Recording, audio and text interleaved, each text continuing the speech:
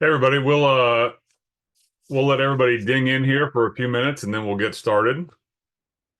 So if you're not already muted, please do so, and that way we won't have a lot of crosstalk and problems.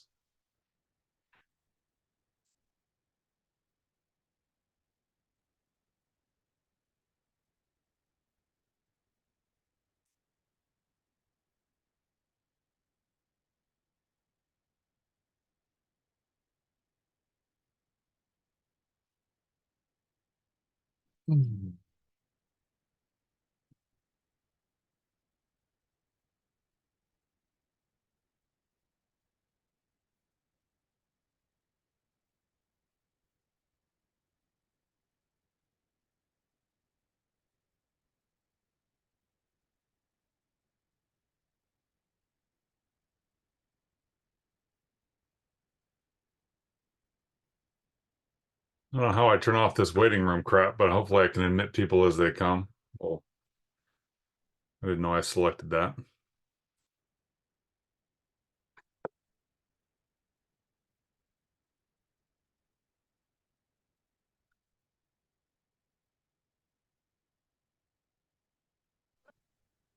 Carson, if you make me host, I can manage your waiting room, a Oh, co-host. yeah. Let's see here. Boom. How about that? There you go. Thank you very much. Let me see.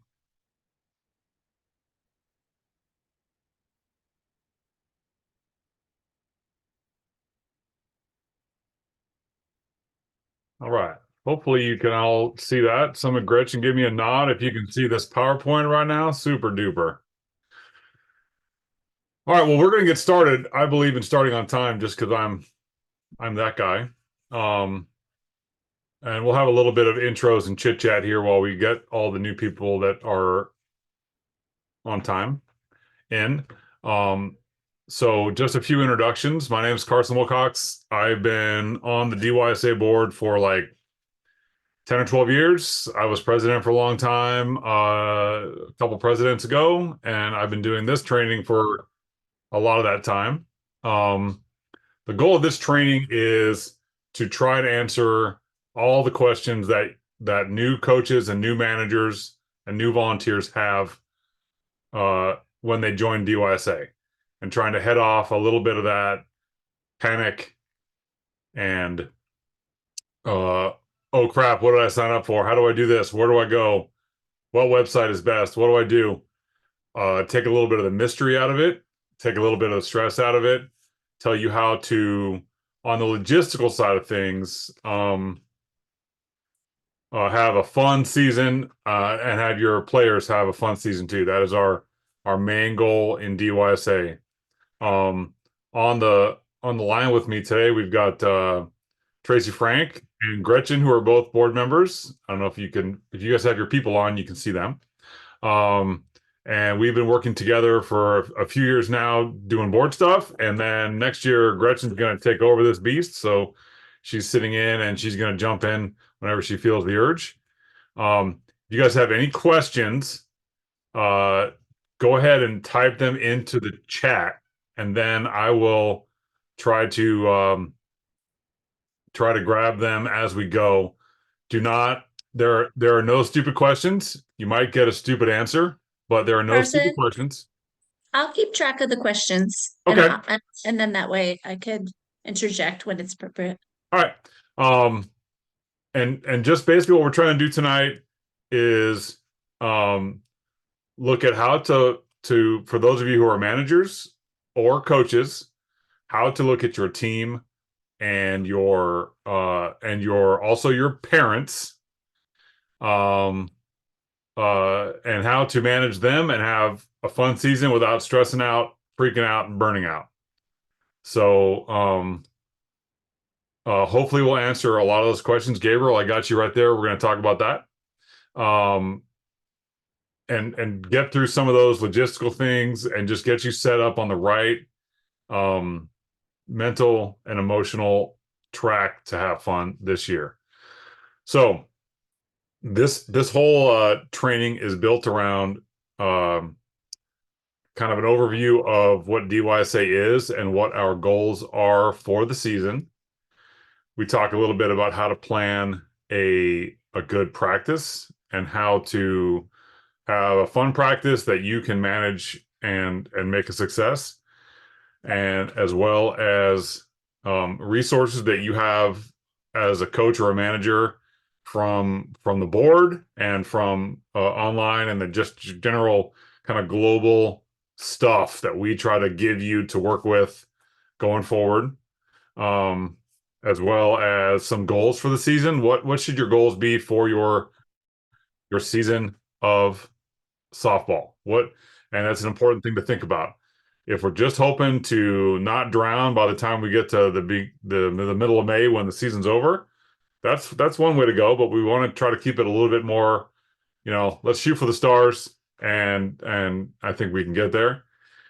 As well as how to manage a game with 10 or 12 young ladies playing softball and having fun and being crazy, and how to have them have fun during a game, as well as managing your roster and your playing time and those things during the season. And then, Carson, I just want to interject that this is piggybacked with our on-field coach Correct. training that's on Saturday. So if you leave this and you feel like you've got questions, that's your next touch point where you Right. could get those clarified, or, we're always available via email. Correct. So yeah, this, like Tracy said, this is kind of the logistics and planning, and it's kind of basis setting training for you as a coach and manager. And then we have a lot more nuts and bolts stuff that you'll get on how to actually teach and interact softball with your players. So that those two things, we feel like they dovetail really well together. We used to try to do them both at the same thing, and we kind of realized that it was two whole separate goals. So rec league, what does it mean to be a rec league? So in the last 10 years, 12 years that I've been doing this, sports in general has changed so drastically. And so for those of you that have really young kids right now, the sports environment that you're going to be entering with your kids is so much different than the sports environment. My oldest is 22. So when we first started playing t-ball in 2006, there was 2 travel teams in Yolo County. Now there's 6, and every sport has travel, and every sport has club from 7 years old on, and everything else. It's so much different now. So what does rec sports mean to you guys, and how does that translate? The main thing is that we want to center on having a fun, positive experience for your player. We want them to get a little bit better at softball while having fun, and that's it. If they have fun and are still a complete learner, newbie at softball after 8 weeks, but they had a great time, totally cool. If they have some development, and they always do, they have some development on top of that, that is a bonus. We want them to just have fun, and that will lead to the development and the softball learning. We want them to learn how to be a good sportsman on the field, to be a good teammate, to be a coachable player and a coachable student. And we want them to love sports, whether that's softball. If they stay with softball all the way till high school, that's awesome. We want them to love sports and see sports and athletics and teams in general as a great way to work together, have fun, make friends, meet mentors, and just really have a positive outlook when they get done with the season. And so that's what we're going to talk about today a little bit, about how to separate those things from winning and losing.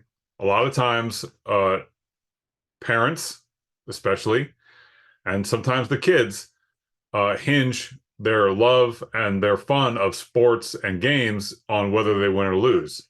And we want to separate those things. We love for them to win, and we also need them to learn how to lose, but we don't want the fun to be dependent on whether or not they win or lose. That is the winning and losing is the result of their play. It should not be the reason that they play. So that's something that we want to emphasize as well. A question for the team. Can you guys hear my stupid dog barking or no? No. Okay. And let me introduce for Wait, one please real do. quick, Carson, before you move on. Yep. Hey, if those of you that are here can just really quickly put in the chat, which team you're representing. So, like if you're McMeekin An age 8U division. and, McMeekin 8U or that's the only person, Jackson 10U or wherever you are, so that we know which teams we have and which teams we need to connect with. Yeah. So that, yeah, put in your last name and your age would be the best way to knock that out. So how do we make softball or sports in general fun for our kids? We want it to be fun for our coaches and our volunteers. How do we make it fun? How do we make it a positive experience? Again, separating it from winning and losing. The first thing we have to do is to have fun yourself. If, as a coach, a volunteer, or a manager in our league, if you're stressed out and having and not putting out a good vibe and not having fun yourself coaching those kids, that translates to them. So you need to make sure that we actually effort even when we're having a bad day, a long day at work. Our kids are giving us the business, everything else, that when we hit that field, when we put on our coach hat, that we either fake it or actually have fun to show those kids that you're having fun coaching them and that they should have fun learning from you. So having fun yourself, and it's a real mental trick to tell yourself, like, I need to exhibit a fun, positive attitude. We've all seen coaches where you drop your kid off at a meeting or an event, and the person in charge just has a puss on and is just not exuding positivity, and it carries right through those kids so fast, and it's super hard to overcome. So have fun yourself. Allow yourself to make mistakes. Chill out. So many coaches are so concerned about making a mistake coaching kids that they ruin it by being so tense, so concerned that they'll look silly or make a mistake or stumble, that they have this tense, just super tight attitude. And again, that translates to the kids. Chill out and have fun. The best practices I ever ran were, it ended with a water balloon fight, or I'm giving out lollipops, or letting the kids throw softballs at me, or whatever it may be. Don't take it so seriously. Chill out and have fun, and that joy will translate right into your players, and really will maximize their experience. One of the main things we hear in our and we're going to talk about this a little bit later on in our practice planning session, is the idea that kids hate standing on the field and doing 1,000 repetitions of a skill. And so taking this fun angle and turning it into, how do I do a practice for 1 hour teaching a kid how to catch a ball? Just figuring out ways to turn repetitions into a game or a contest where the kids will beg you to do that game, to do that drill, to do those repetitions, versus it being a chore, is one of the main skills that will take your practices from being something where you have to really whip those kids into doing what you want, into that they will beg you to do this game or this thing, and they don't even know they're learning. It's like hiding spinach in a milkshake. They don't know it's there, and they're learning, but they don't know. And I think, The can other I thing is add one thing? competitions. Carson, Go can I ahead. add one thing to that? Yep. I think to add into that, keeping in mind kids' attention spans, right? Like to make it fun, things have to be short, right? Because they don't have super long attention spans. So that's what's going to make them wanting more. Right. And so like a short game where to win to win it, whether it's tag or whatever it is, that teaches them a skill, and they get to do 3 rounds of this game for 5 minutes versus trying to get them to do the skill 25 times, is something that really compounds that, takes that issue of their attention span and takes it out, because you're not trying to get them to do 30 reps. You're just letting them play 3 rounds of freeze tag or whatever it may be with a softball element. So competition. So one of the things we hear a lot about is that the kids don't like to win or lose and they feel sad. And what we found is that the exact opposite comes into play. That one of the best ways to get kids to try hard and have fun is to instill a little bit of a winning and losing framework to get them to engage and have fun in a short, whether it's a contest, whether it's a race, whether it's a who can hit a bucket with a ball the most times in 10 tries, whatever it may be. A little bit of competition that just sharpens their focus for that short period that you have it is one of the best ways to make it fun and make it something that they buy into. So think about that, and we'll talk about that a little later as well. I just want to piggyback on that. Piggyback on that, Carson. That's with the exception of 6U. So with 6U, you want to have competitions where they all work together. Yes. Right? Because they're not quite there yet where it's they're understanding as much of the like win and lose kind of thing, but that working together for a common goal competitions seem to work better for just that age group. Once they're ready for more of the competitive nature against each other, then we really see those players moving up to 8U. And then the last one we'll talk about real briefly is games. So one of the main things that we try to instill in our new coaches is get away from the idea of trying to teach softball and just teach a skill of softball in a game format. And this works really well for 6U. If you hand a 5-year-old a softball and say, I want you to throw it really hard, they can't do that. This is something that they're not going to understand. If you tell them that you want them to throw it and knock a stuffed animal off of a chair, they will stand there and they'll throw it as hard as they possibly can. They don't think that they're doing it, but you're getting that into their brain, taking it away from teachers trying to teach to being a game is another great way to make something fun, but still move the ball down the field softball wise. Okay, a little bit of negative business. Not negative, but this is what it is. So we have a code of conduct, and I should have copied it here on the side for DYSA. It's on our website. You should go read it. You had to sign it when you registered your child and when you registered yourself. But most of us don't read those things, so we go over it now. For coaches and for volunteers in DYSA, we want to always be a role model for the kids, and what that sometimes means is in our interactions with other adults and other volunteers as well, whether that be umpires, other coaches, and as well as our parents in DYSA. So umpires for 8U and above, you will have umpires at your games.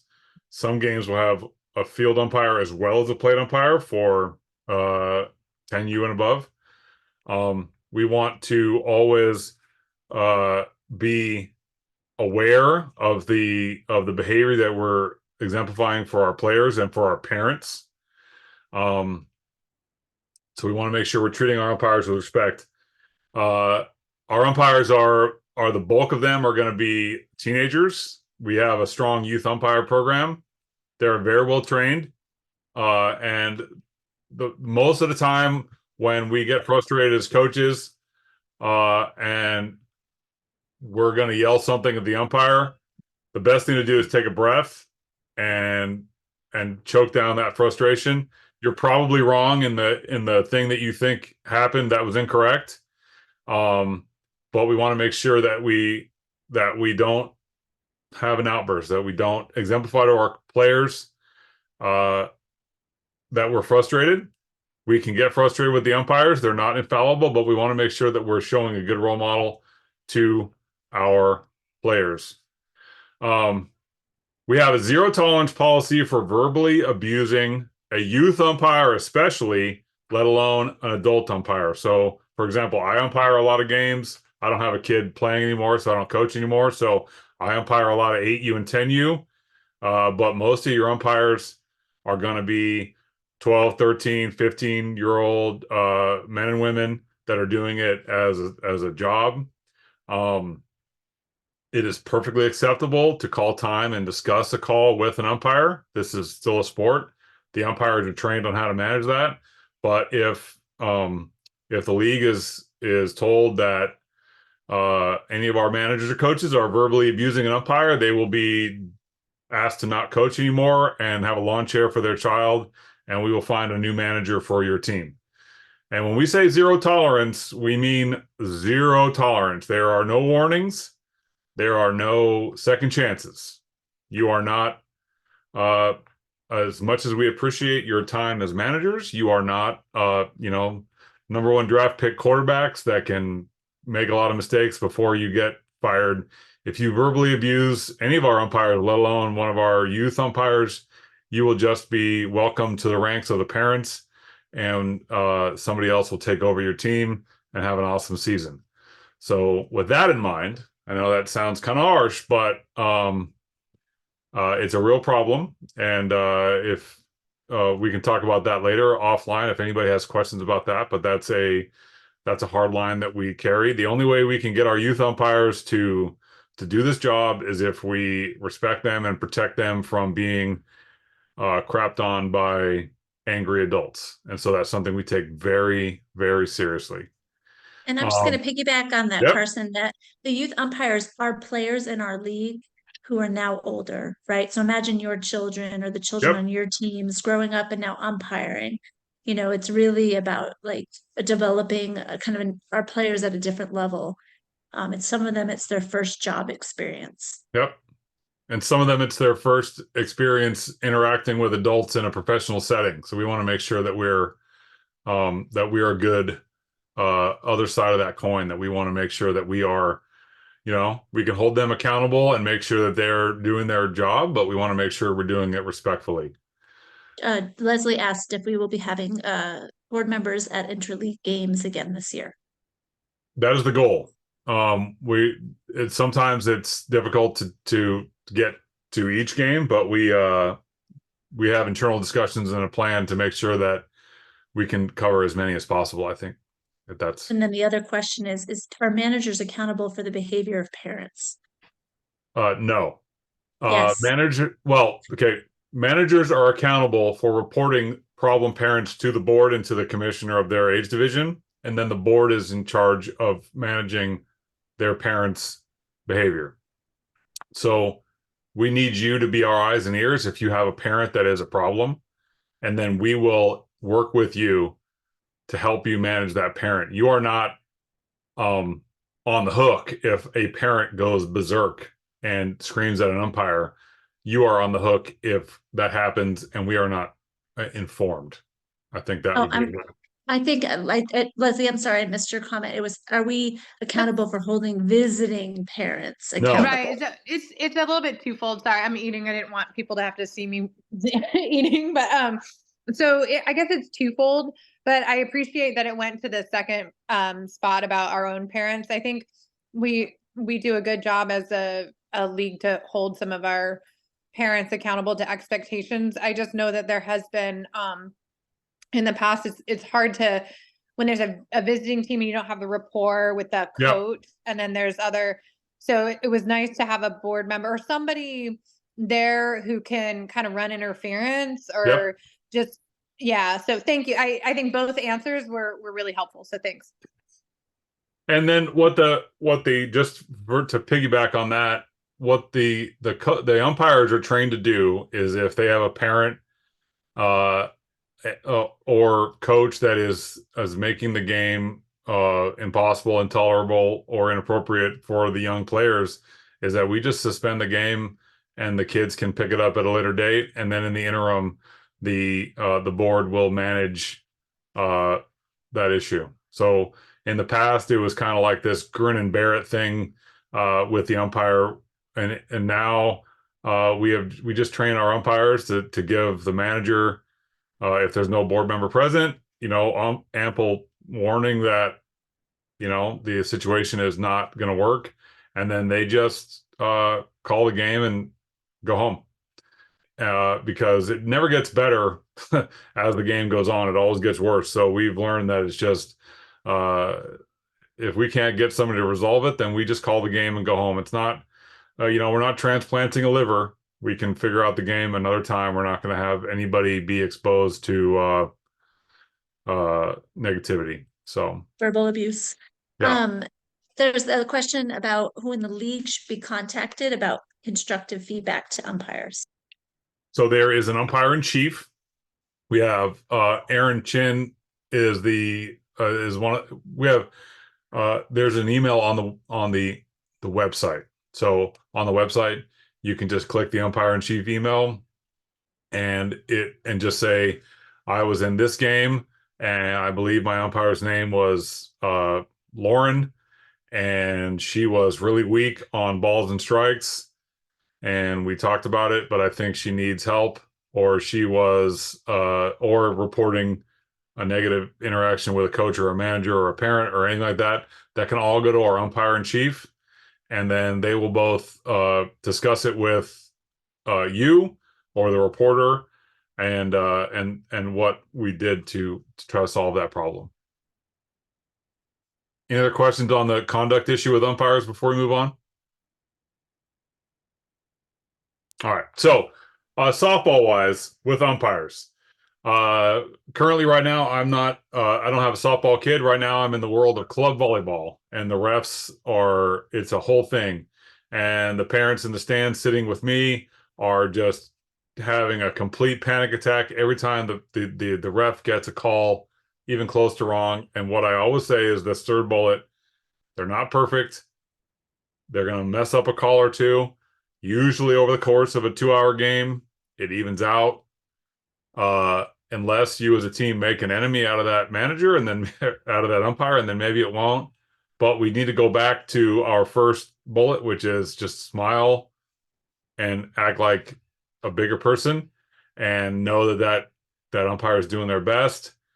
And it should come out in the wash. If they have a technical or a rules-based problem, you just email that umpire.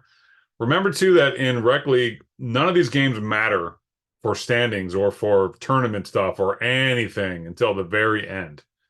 So if a umpire blows a call and you lose a game and the kids are crying, in the big scheme of things, it makes no difference. So you have an opportunity to just shake it off and smile and shake hands, and then we can solve those technical problems later on. We don't have an assumption that our umpires are perfect. They never are. There aren't in Major League Baseball or in the NBA or in the NFL. Our goal is to get them as trained up as we can. And sometimes you just get, I think Tracy and Gretchen and everybody that's coached before can testify to this. Sometimes you get boned by an umpire that makes a bonehead call, and you just have to smile through your teeth and move on and have snack at the end of the game. And there's nothing you're going to do about it. What you can do, though, is have a complete blow up and look like a crazy person in front of your team, and still the call won't change. So and then the complaints come in about you, right? Right. Yeah. So I'm just going to add that you're a role model for your players and how they handle their frustration. They're taking their cues from you. So when we've had in the past managers that handle bad calls poorly, they tend to end up having a negative vibe that kind of rolls through the team. Right. And then the team kind of has that vibe. And that's not what we're after here. I've coached all the way through the competitive levels, and then currently at the JV level at the high school. And there are umps all over the place making terrible, awful calls all of the time. And it's always an opportunity for learning. It's not a time to teach them how to attack other people. The kids will parrot you in the dugout.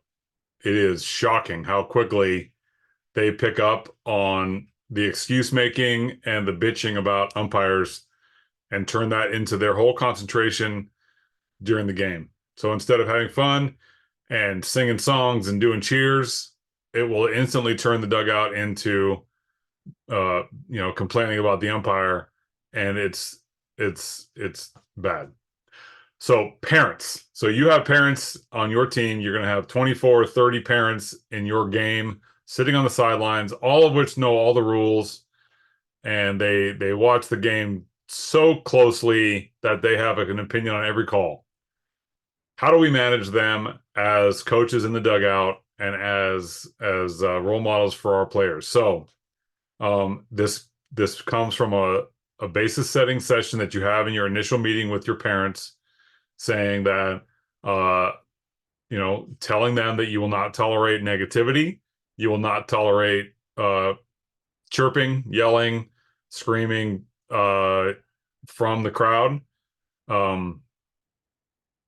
Even it won't solve it all the way, but just that little bit of saying, I'm the manager, I'm the coach, I have 3 assistant coaches, we've got this, we don't need you yelling at the umpire, thank you very much, just cheer for your kids. That's all you have to do, goes such a long way. I mean, you will knock out 80% of it if you just tell them, thank you very much, do not speak to the umpire, do not speak to the other team, period, during our game, cheer for your kid. What resources do you have if you have a parent? And Leslie asked this a few minutes ago, and so I'll go over it just real briefly again. If you have a parent that cannot manage their emotions during a game, we will come and help you.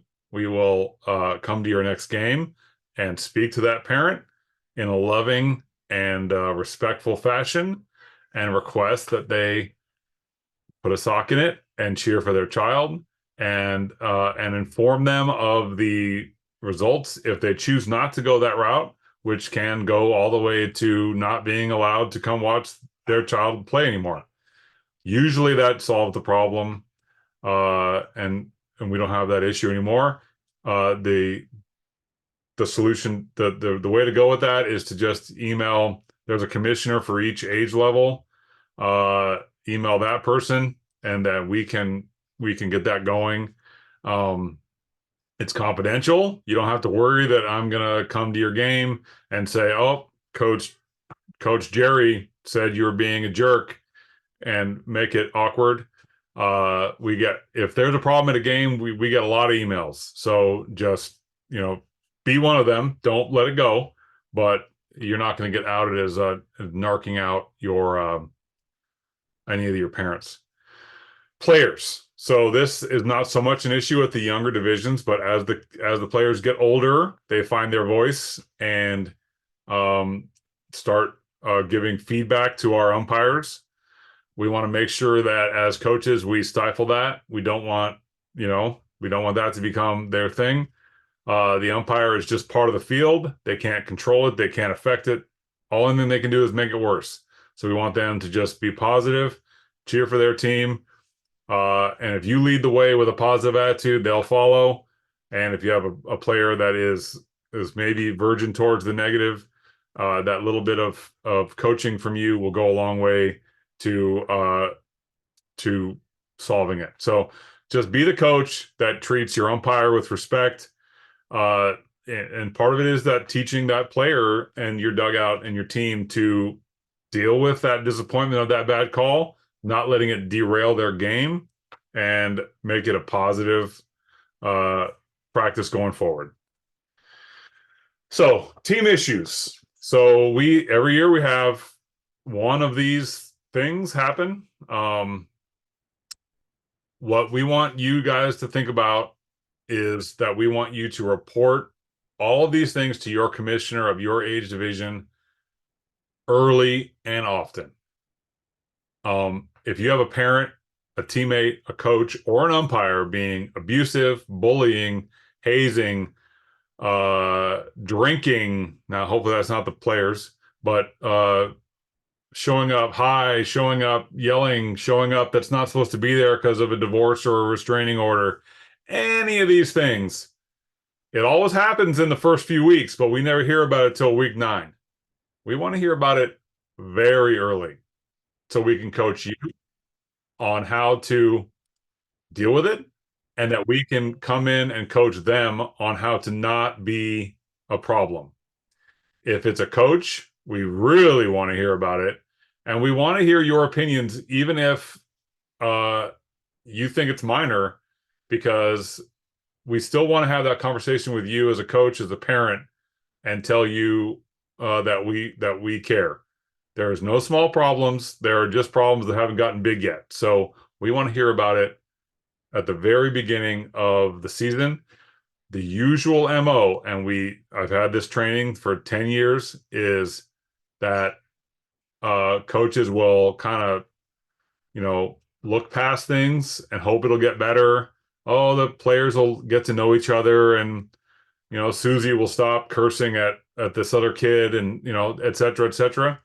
What we want to make sure is that we don't want any of that to happen. So we want to nip it early. We want to enforce those values early, before it's a problem.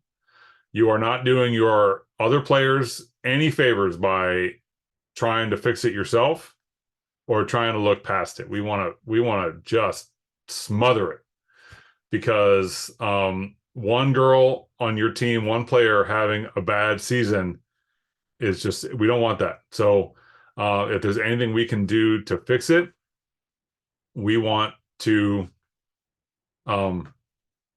hear about it really early. There is nothing that you can say to us that's going to result in an overreaction, because we've seen it all.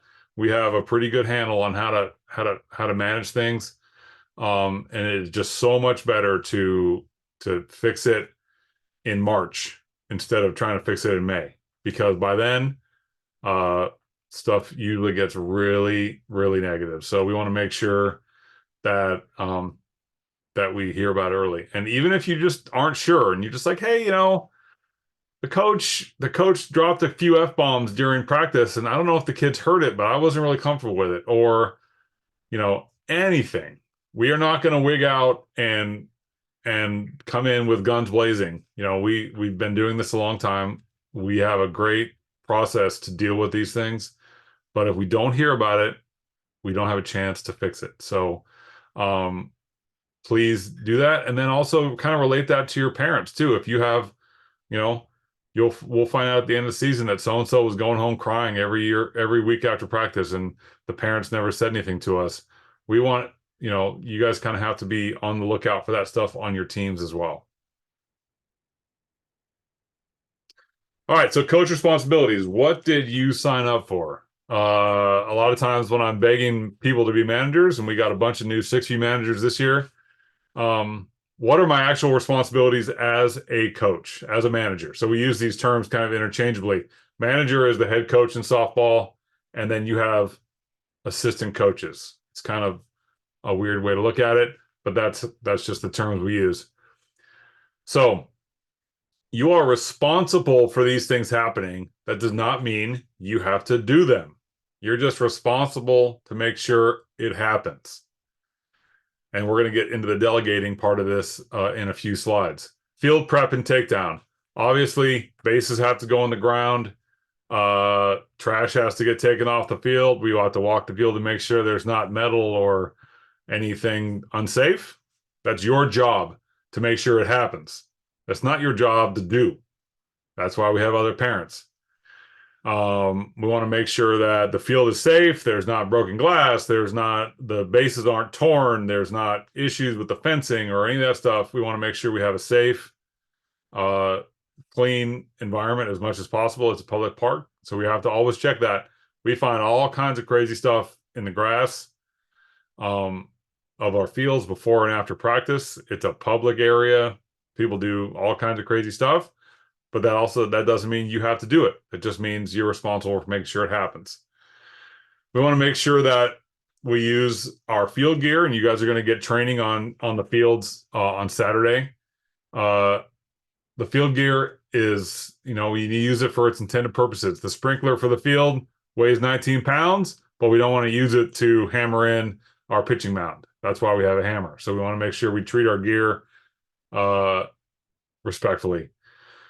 We want to make sure that we put our stuff back the way we would want to find it when we go to practice. So when you guys go to field prep training, you are going to be shown where all the stuff is: the bases, the chalk, the screens, the balls, the bags, all that stuff.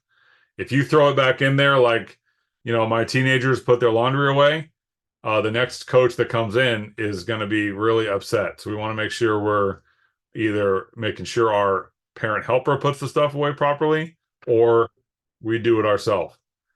So put it away the way you'd want to find it. If something breaks or get lost, it is okay. Everything you see that you use as a coach is a consumable.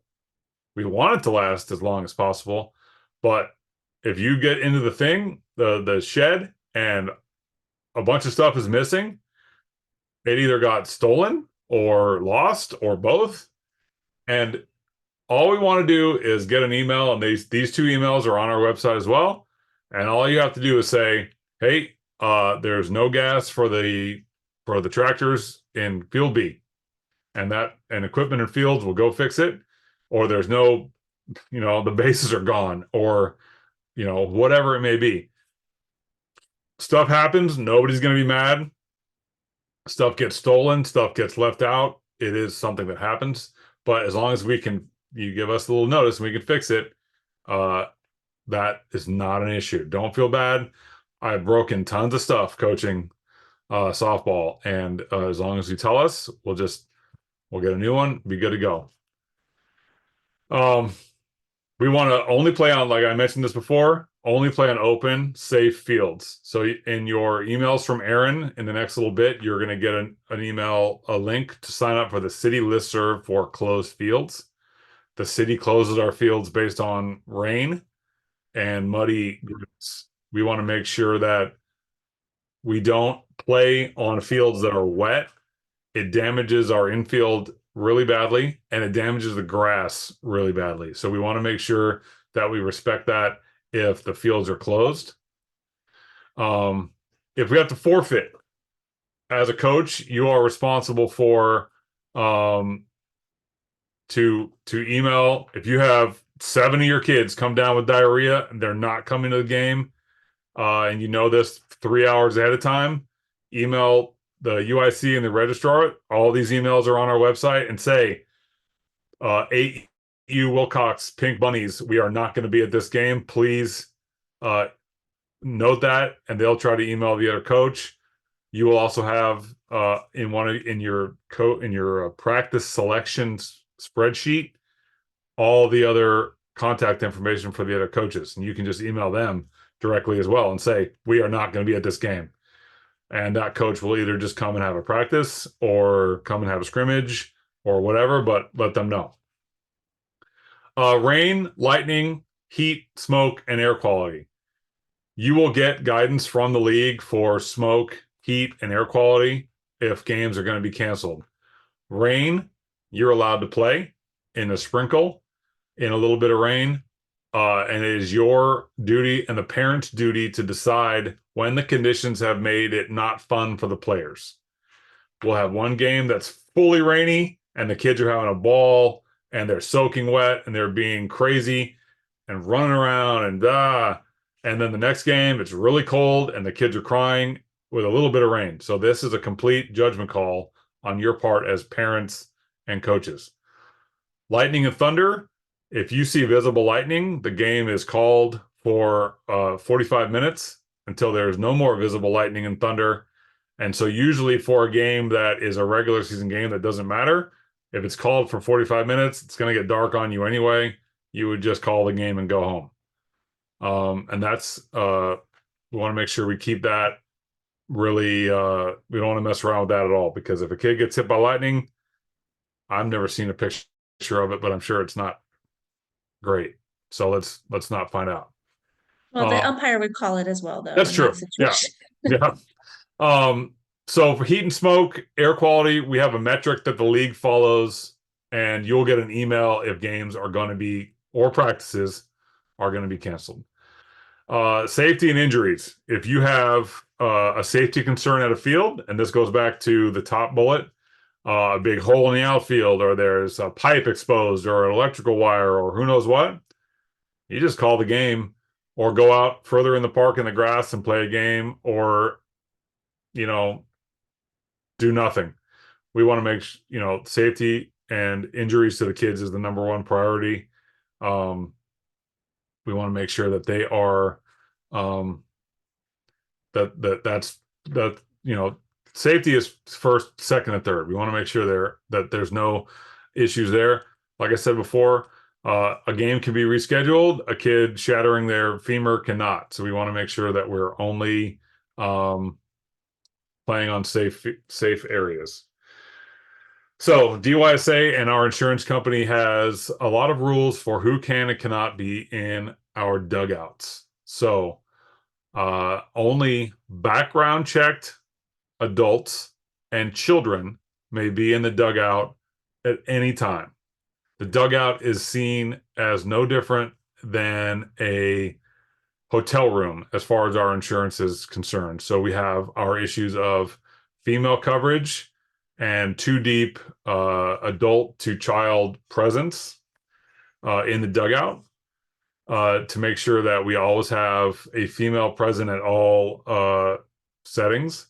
So the female coverage issue comes into play, especially for our teams that have female coaching staffs, that there needs to, and as well as mixed coaching staffs, that there always needs to be a female in the dugout supervising the players, even if there's female coaches, because they might be on the field or doing other duties, that they're not actually supervising the kids because they're teaching how to hit or swing or run or slide.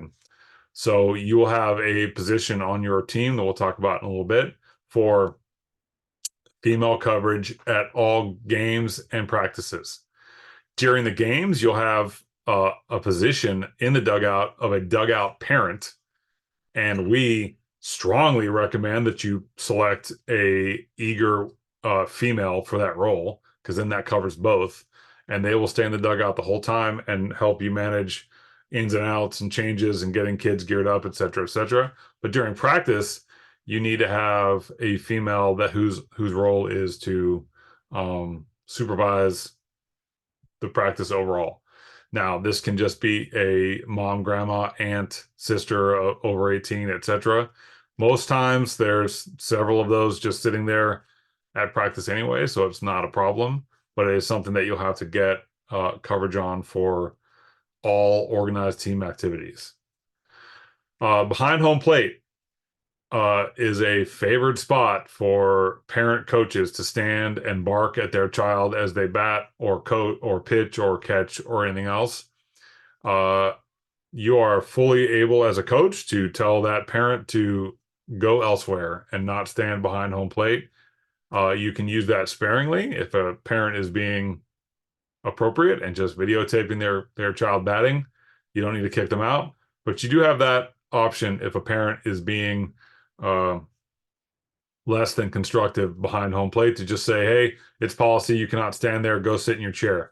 And it helps a lot.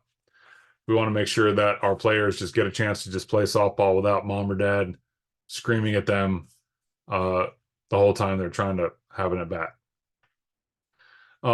So you'll get emails by the dozen from Aaron, our registrar, for background checks and safe sport. The background check is just a form that you have to fill out online. You give them some data and we run a background check. We have to pay for it for every volunteer. And it takes a couple days to go through, and it's done.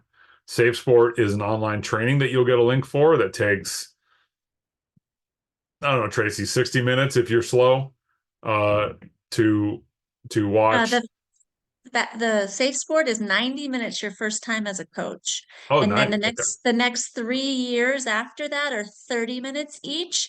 And Okay. if you make it to year 5, you have to do the 90-minute again. Oh. And then you go back around.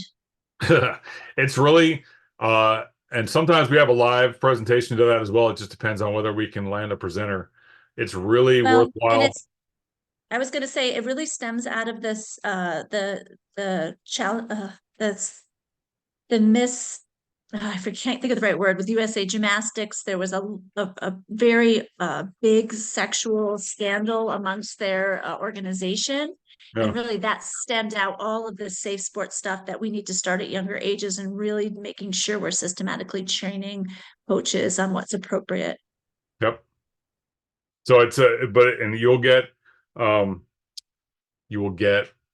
resources on how to do that. And then it's just, sit down with in a comfortable chair and go through it. I think of all the trainings I've done for sports and scouts and everything else, I think it's really worthwhile.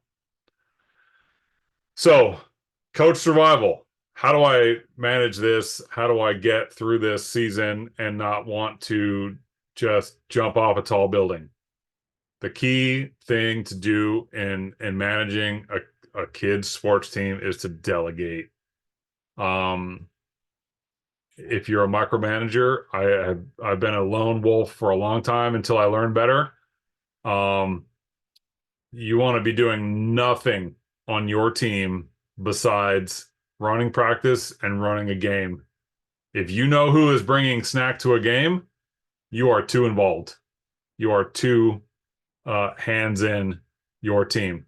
You need to get a mom or a dad, aunt, uncle, grandparent to be your team parent, to be your dugout mom, to do all these things. And all you do is show up and steal a cupcake. And that, if you start with that as your vibe for everything, whether that's field prep, whether that's ordering the socks, planning the team party at the end, planning snack if you want to do it, whose birthday is it, all that, you should delegate that 100% to somebody else, because coaching your team is plenty of work, and we want you to be doing that and that only. Communication. This is what we get this question a lot, is how do I communicate with my team? How do I give them information on when and where to be, what to do, et cetera, et cetera. So we're going to go over a few things in the next couple slides to give you some tools for best practices on communicating with your team, all the information that they need to get through the season and have fun. And you're mainly talking about the parents. So we're talking about how do I communicate with my parents? Carson, do you want me to jump in on this? Yep. Okay. All right. So we suggest that you guys have a meeting before your first practice. And that's where you sort of set the stage for the community family type feel that you're going to have on your team. And so this is a sample of a letter that you could hand out to people, with like whatever your mission statement is at the beginning. Team name is important, right? Give them a picture of the color of your jersey and talk to them about like their kids picking a team name, because that starts it out with like engaging everybody, and picking a team name is kind of the most fun thing for the girls a lot of times. And then this is some things you can put on it. You can put the practice locations after we pick those on Monday, right? We pick those on Monday. And so once you have your practice locations down, you can add that to this document.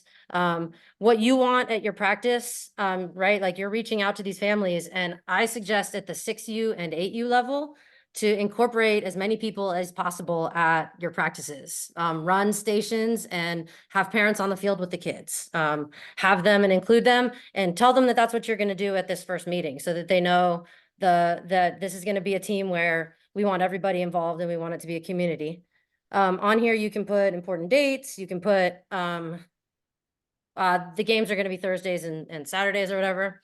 And then this is where you get go ahead to the next slide. That's fine. This is where you get your volunteers.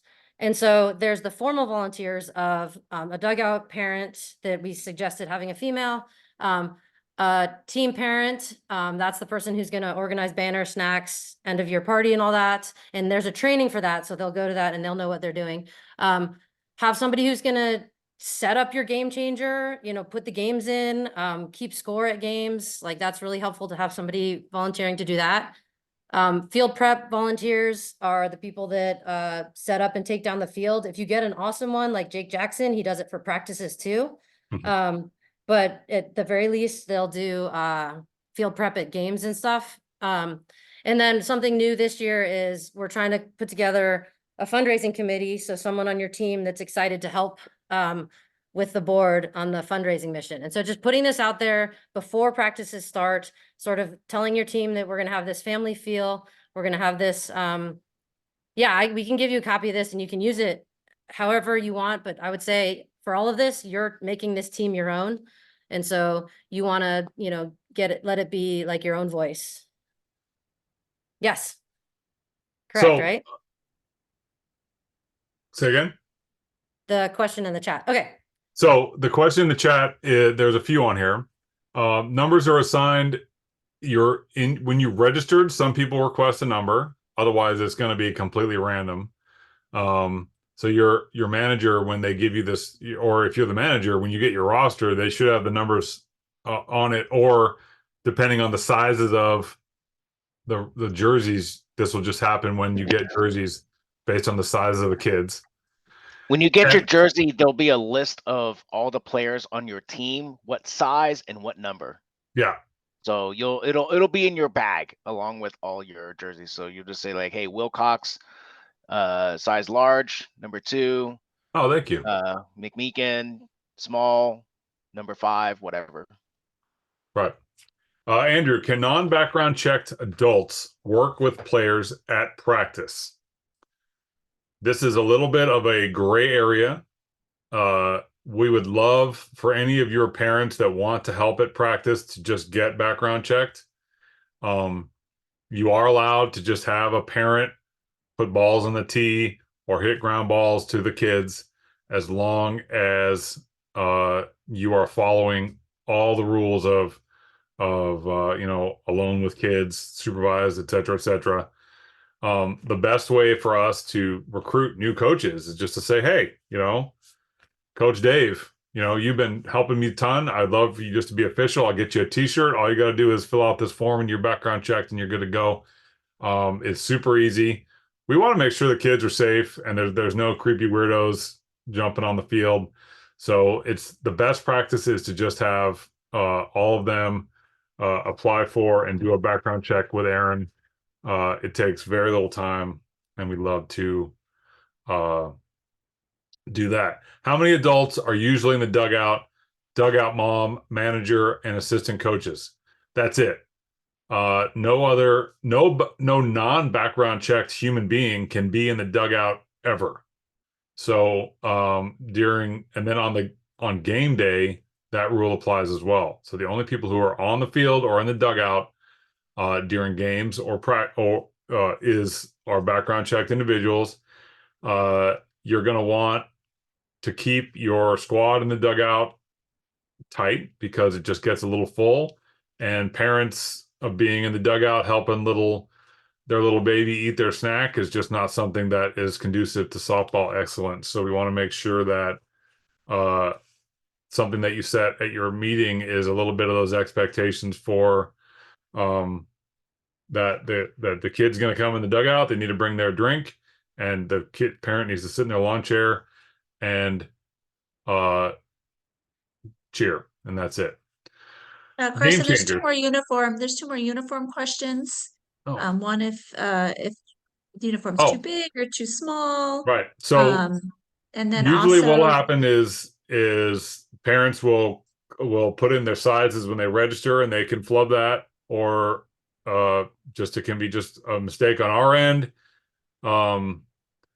If there's no way to kind of shift shirts with the players for a few sizes here and there, we can try to get another shirt. Usually, between the players, we can make it work, and we can just switch the numbers. The numbers are not any kind of a hard and fast thing in the system someplace. So if you have Susie gets a adult small and she needed a medium, and then Barbara is vice versa, you can just switch them. Pants. And then the other is the numbers that are assigned. You're just gonna kind of figure that out. I think you just It'll figure come that in out. your bag when you get your shirts. Will be a list of names and sizes as registered, which is what we use to order the shirts. So And that's then, why. Sorry. Yeah, that's why when you register, we ask you what size, and that gives us our best shot of trying to order the right sizes. And then the question that came in for pants is actually from a 6U coach. So what I'm going to say to you at 6U is that you might decide on leggings. Yep. Because little people swim in softball pants, and while it looks cute, it's not very comfortable for them. So I assisted on a 6U team last year, and they just decided on leggings. They're not sliding, they're not diving, it's play clothes, pants Leggings, they don't. soccer, black soccer shorts are But great. then once they get up to 8U, then you're looking at softball pants, and then the coaches will decide the color of the pants and let the families know what color needs to be ordered. Yep. All right. So game changer. So there's been a lot of apps and sites and everything else that have come and gone in the last 5 years trying to have help coaches and parents manage their teams. The current winner, and who knows what'll happen in the next 5 years. That current winner is Game Changer. Game Changer is also the site for 8U and above that you will be using to keep score if you are smart for your games.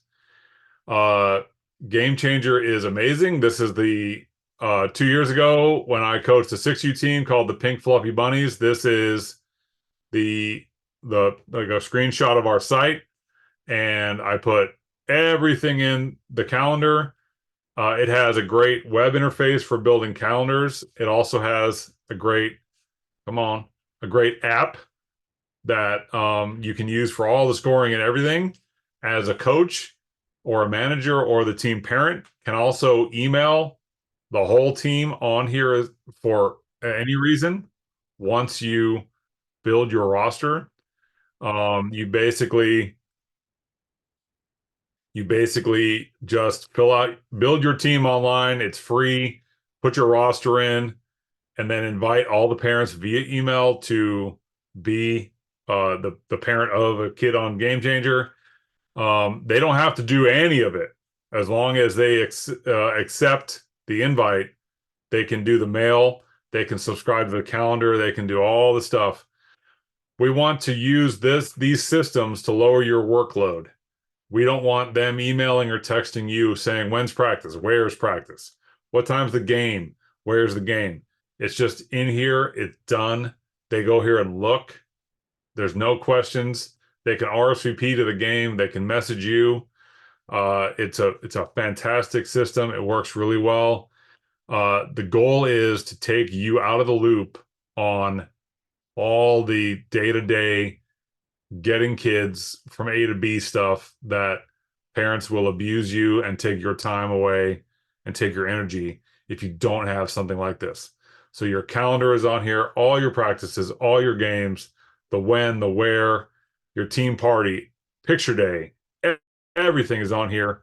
They can sync it to their Gmail calendar or their work calendar or whatever else. It works awesome. You can run this, or you can get your team parent to manage the calendar. Super easy. So if any of you guys have any questions about actually physically doing this, reach out to any of us and we can walk you through it. It takes this is an hour of your life every week saved by using this system. It is fantastic. So practices for all of us going forward, especially if we're new, the biggest question is, what do I do with these kids for an hour or an hour and a half? Oh my God. I have to teach them how to play softball and get college scholarships in the next 6 weeks, or I'm going to die. What do I do? So first off, none of that is true.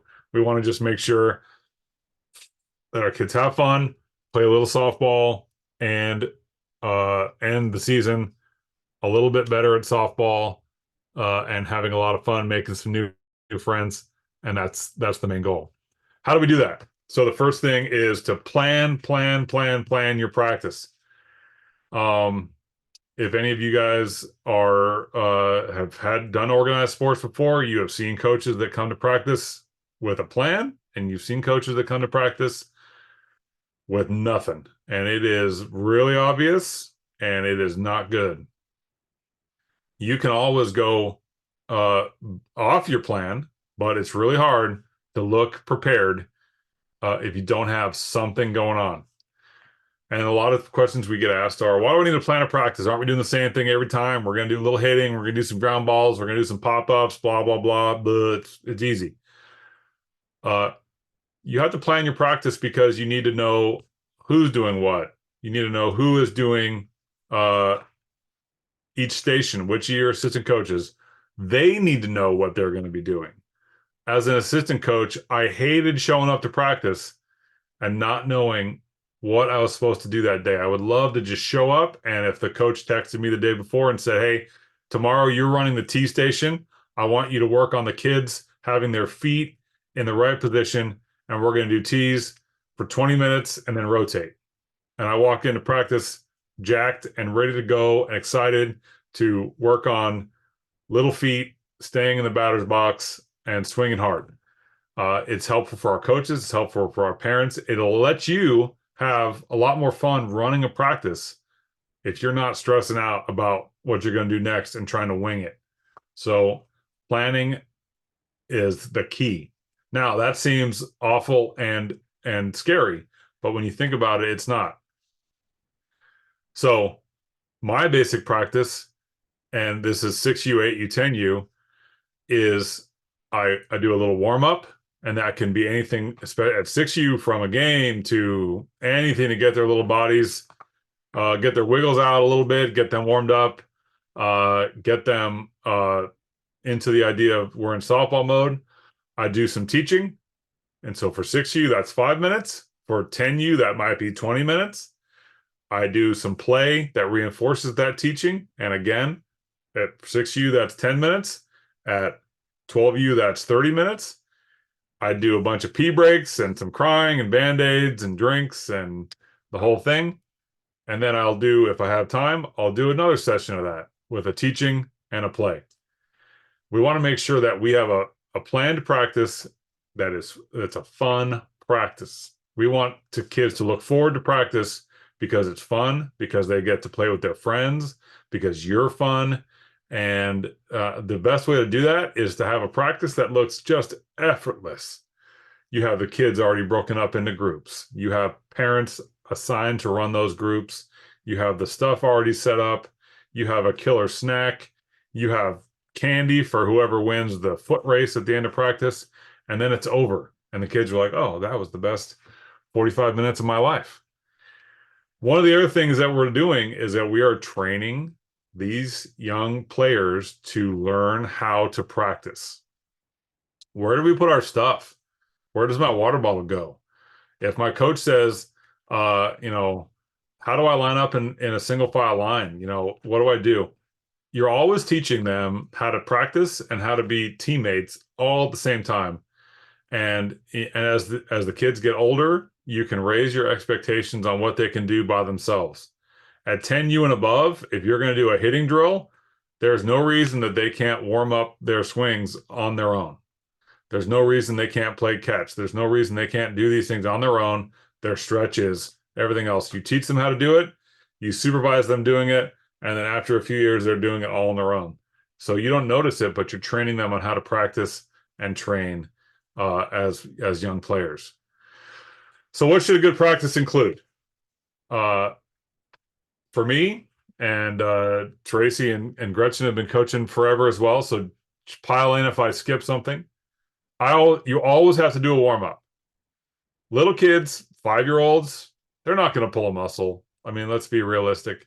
But we want to do a little bit of a We're both pumping in right now. No, I because mean- if you guys go to the coaches training, we'll even have a suggestion for what we want you to do with that warm up. Right. We're going to have a strong recommendation. So we are going to provide you with a warm-up plan with video support from Karina Bender-Abrams, who is a sports physical therapist in the area. And she's really focused on preventing injury. And so she spends a lot of time with injured softball and baseball players. So she's developed a warm-up routine that we're going to make sure we get to you. I'm actually going to be doing some videoing with her this week so that it can be viewed after the fact. So it's not that you have to be there. Cool. For the main goal for our warm up is to transition the kids from play mode, school mode, car mode, mom mode, tantrum mode, whatever it was, to softball mode. And then the also with that is getting their bodies warmed up and stretching and getting prepped for an injury-free practice experience. And this warm up they'll do most before games as well, most times. Even more important for games because there's so much more downtime during a game that they need to be properly warmed up and stretched and everything else. And Tracy's going to show you guys proper dynamic stretching that's not stand in a circle and pull on your quad kind of stuff. The more modern approach is what Karina's got lined up for you guys.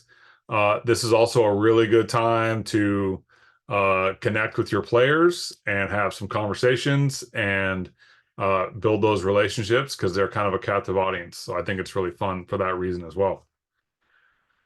Chalk Talk. So this is kind of a dumb name for it, but I can't think of a better one. This is what we call it. I like to sit down with my players and not sit them on the bench and stand over them, huge bulging adult, but sit in the grass and go over what we're going to do in that practice, what our goals are, what we're going to work on. It really helps, I found, for them to be more engaged if they understand what they're going to do and have a good expectation of what that practice is going to be. This does not have to be the encyclopedia.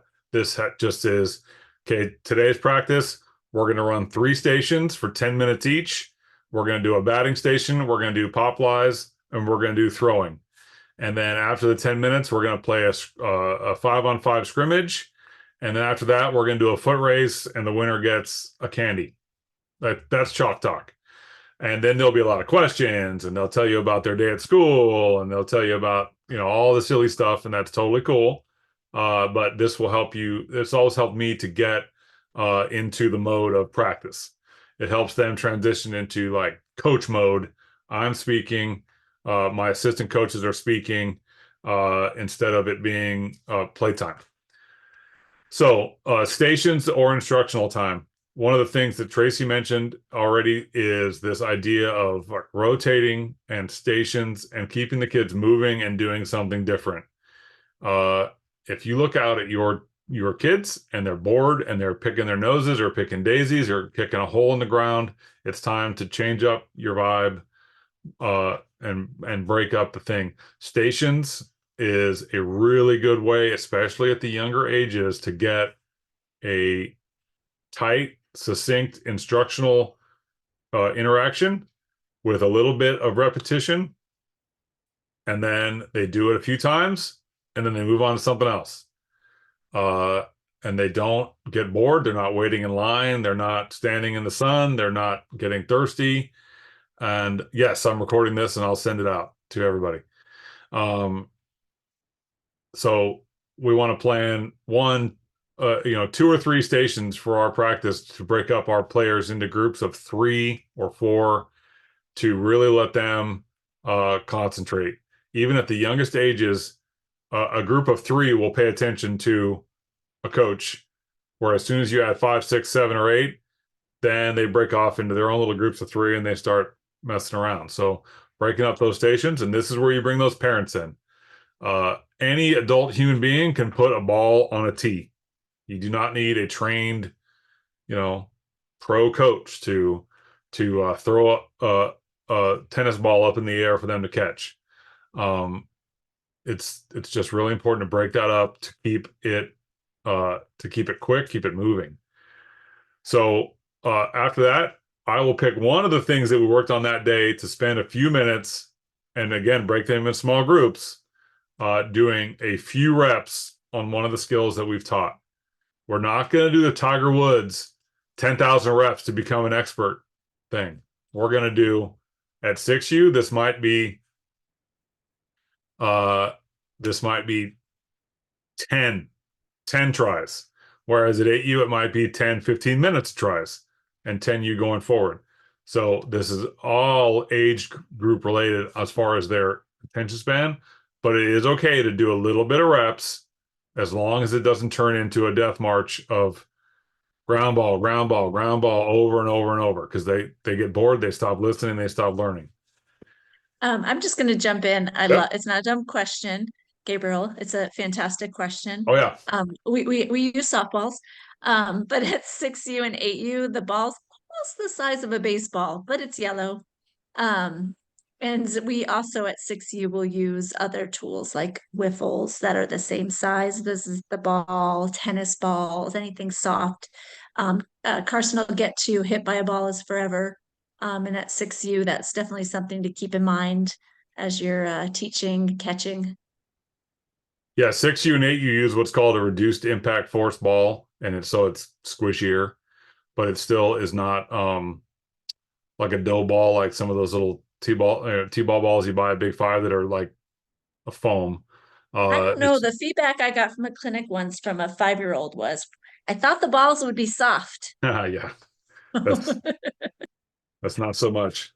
But yeah, to pile on with that thing, I have I can't find it right now in my crap of an office, but I have a whole bag of junk that I bring to 6U that is small, squishy stuff that they play catch with, whether it's a T-ball or a tennis ball rather, or a like the pool splash balls. I forget what they're called, but that you play with in the pool, that kind of stuff.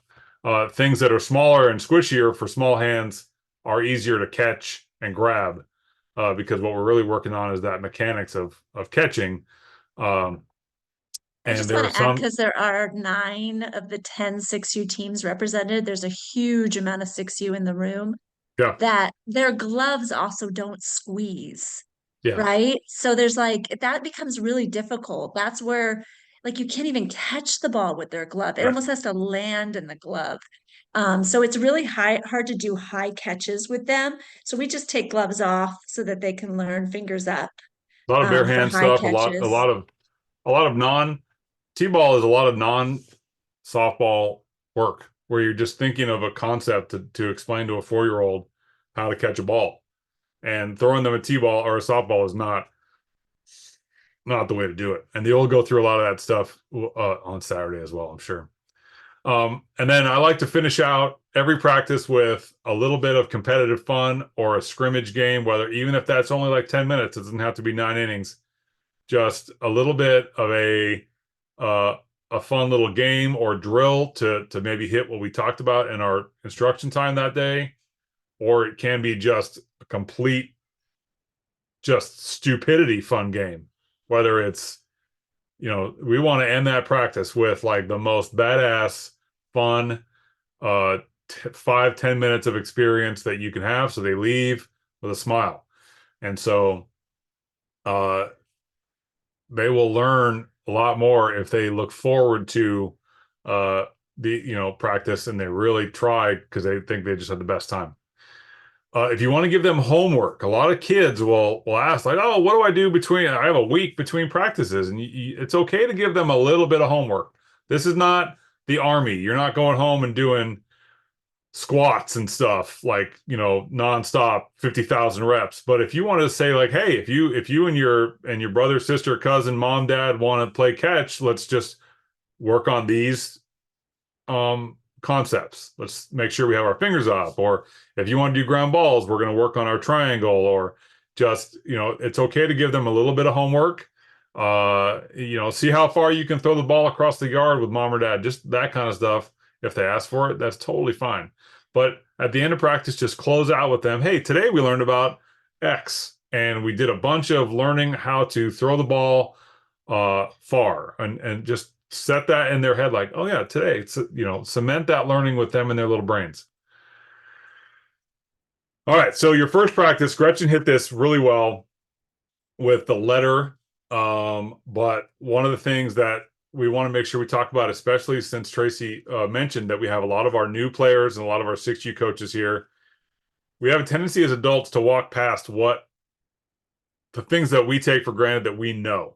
Okay, so we want to make sure that we're literally sitting down with our 6U players and explain to them what softball is. A lot of these players, like, their parents signed them up. They have no idea why they're there. They're playing softball. Cool. What's that? They have no clue.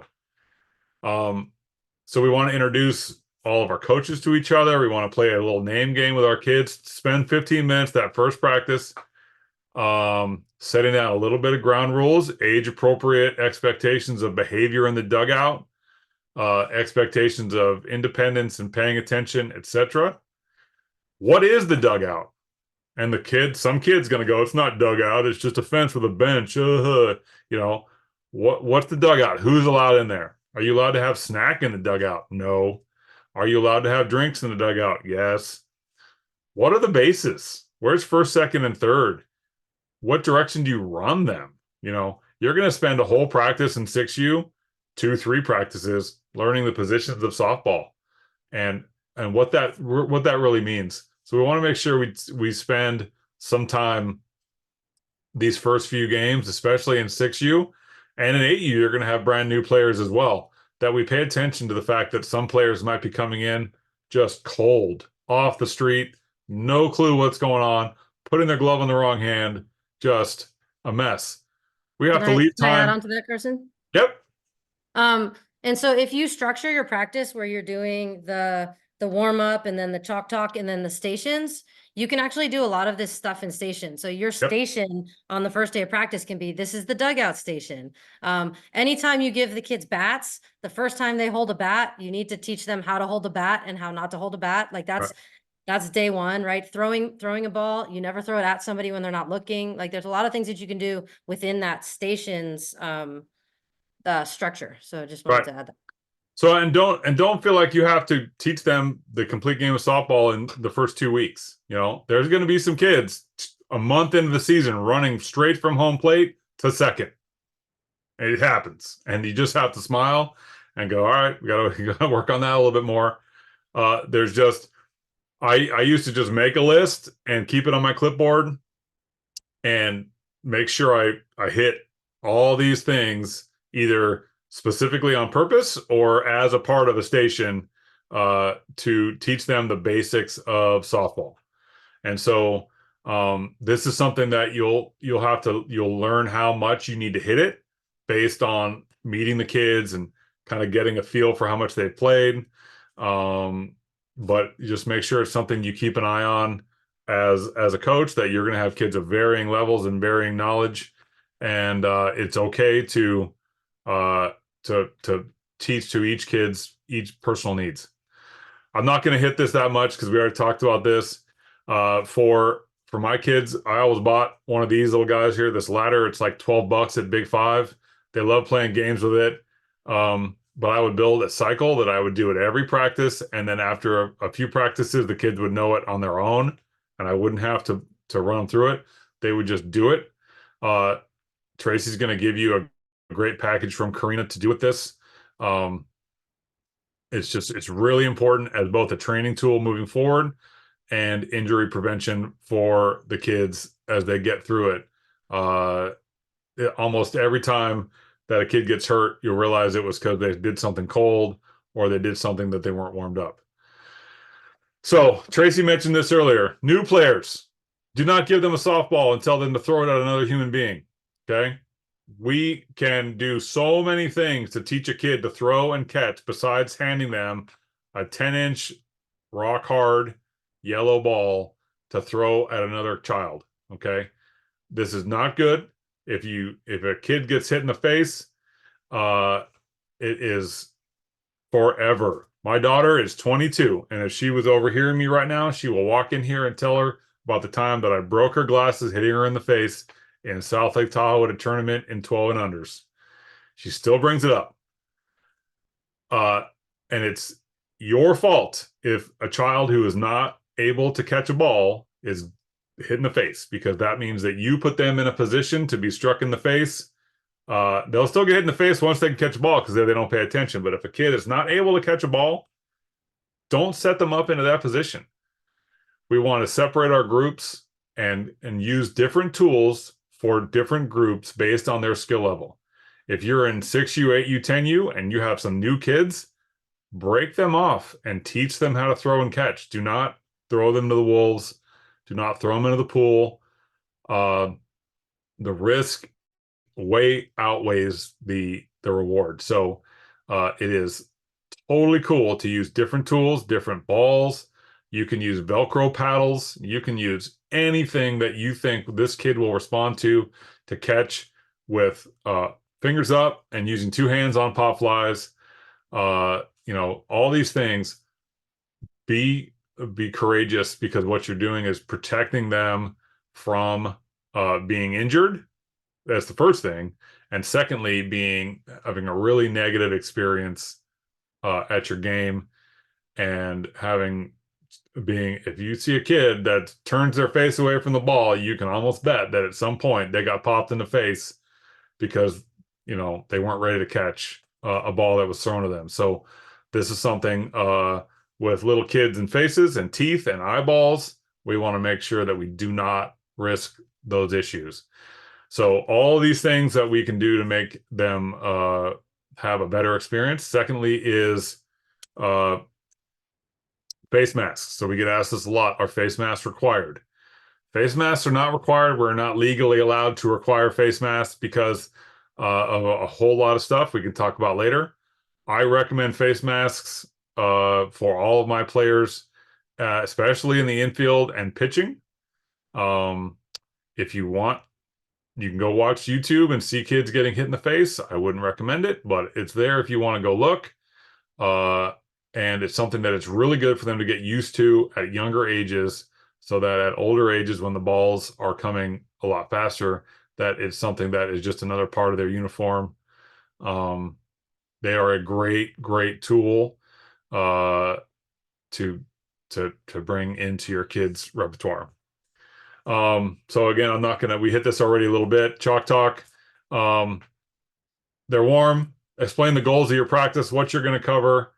But again, this is not so much your kid at 6U, 8U, but this is for them later on when they go to a high school practice and they go to a travel ball practice. Their coach is going to have an expectation that they can come to practice and listen to instruction, listen to goal setting, listen to basis setting at the beginning of practice. And we already talked about this a little bit too. So instruction time, you cannot teach softball in the first 3 weeks of the season. So you just pick some things to talk about. Look at your kids, how they play, look at what they know. Look at what you want to reinforce from last week. Look at what you want to work on. If they had a game, then they had some mistakes or some things that they couldn't execute.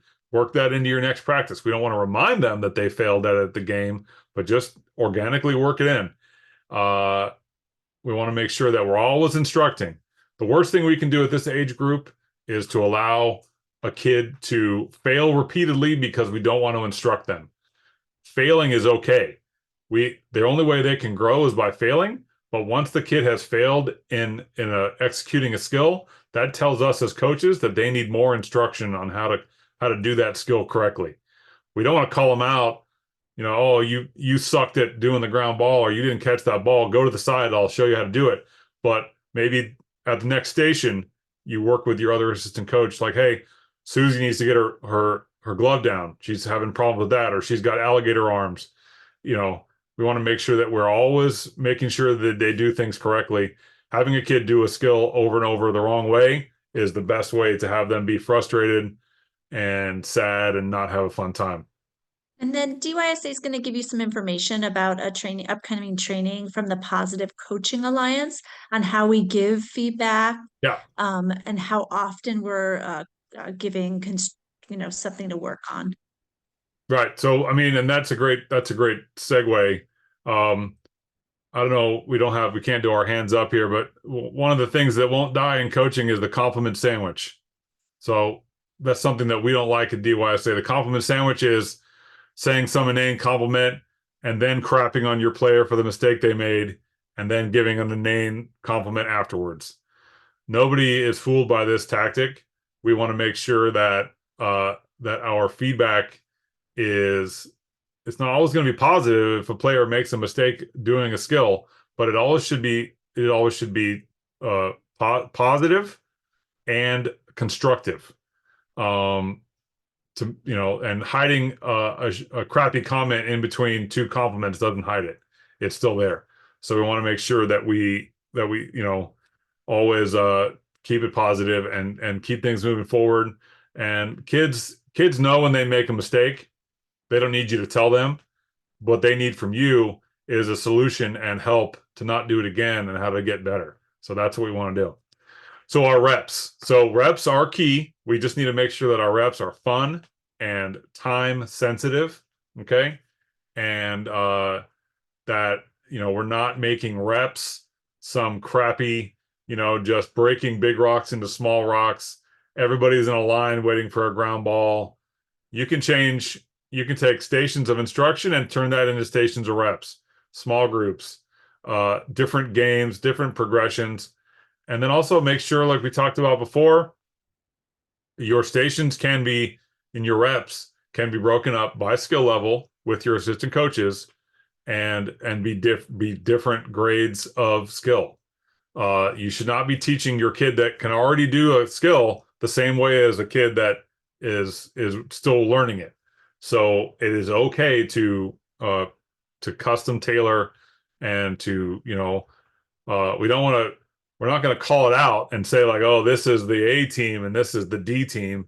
The kids don't need to know that kind of granularity, but just to say like, hey, Coach Dave, you're going to have Susie, Jenny, and Barbara, and they are really having trouble with their throwing. So I want you to do this. And another assistant coach is going to have these other 3 girls who are at a different level, and they're going to just have a different rep, and that's okay. Everybody has that plan for their practice, but you need to watch your kids and watch the team and watch the other coaches. If the kids look bored, if it's stalling out, if a drill you planned is not landing, just bag it and do something else. A bored, crappy practice is much worse than kind of trying to change up on the fly and do something different. Again, reps, we want to make sure that they're executing what you're asking them to do. And if they're not able to execute what you're asking them to do, that's just feedback for you to maybe pull back on the complexity a little bit and do something a little bit different. We don't want them to just be getting reps at a thing and doing it wrong and just going back to the back of the line and do it wrong again. That does not help them. It doesn't help you. They're bored and they're sad and they're failing. So we want to make sure that we are teaching and executing and be flexible to make sure that the kids are having a positive experience. So like I said a second ago, kids know when they're not doing something right. Okay. It's not a secret. They're not, they know coach hit me a ball and it went right through my legs and I've done it 3 times in a row. If all you do is just go, yeah, that's too bad, and make them do it again without any kind of help or any kind of a lifeline or any kind of a tip, that's a crappy feeling. So you have your assistant coaches, you have your other resources. It is completely okay to just call an audible and split the kids up into 2 groups and do something a little different, or just stop the reps, because what it really shows is that you're trying to do a skill and trying to do repetitions on a skill that they haven't sufficiently learned yet. So we want to make sure that the kids are blowing something and it's not effort based, that's just feedback to you that you need to go back to the drawing board a little bit and learn it a little better before you do that. So one of the things I learned going through all these years, all my years of coaching, is that kids are naturally competitive. Even the kids that seem really quiet and shy, they're naturally competitive, and it helps to breed a little bit of intensity, and it helps to breed a little bit of concentration for there to be a little bit of skin in the game, a little bit of win-lose. Kids need to learn how to win and they need to learn how to lose. We want to make it a positive environment. But every game from 8U and above, one team loses and one team wins. And then on that, each team winning and losing, there are kids winning and losing their own little specific parts all the time. So we need to make sure that we're teaching them how to do that positively, how to enjoy winning, how to not like losing, but not act it out. So I always like to have a little bit of game to finish practice, whether it's a competitive game, a scrimmage, a little bit of a race or a contest, who can catch the most balls in a row, anything like that. As they get older, the games get crazy. As they get really good at softball, you can do some really fun stuff. It can be as simple as a relay race. We can do cat and mouse. You can do the steal the bacon kind of stuff. You can do anything and make it a softball skill with a game built in, and they love it. And even the kids that are kind of shy and quiet will come out of their shells a little bit more and be able to show their intensity and their interest, and help them to buy in a little bit. We don't want practice to end with a bunch of kids stumbling off, running the orchestra or running the violin practice. We want to have a 2-minute concentrated circle up with the coach. You can do a hums and bums during the meeting. You can do anything like that if you like. You can have one kid tell what they like best about practice. I like to cement what we talked about. Glove down, butt down, or we're swinging the bat nice and flat with 2 hands, or whatever we talked about. I want to just cement that with them really quickly into their little brains before they walk off. What we learned, why it was important for softball. If you have time, like I said, some little positive affirmation from practice. Have a kid pick out another kid that they think tried really hard or had a great result that day. If they have homework for training at home, to give them that then. And then what's next? Okay, I'm going to see you guys Monday right here, 5 o'clock practice. Boom, done. They do their cheer, they walk away. 1, 2, 3, unicorn dinosaurs, and then everybody goes home. How do you work with your other coaches?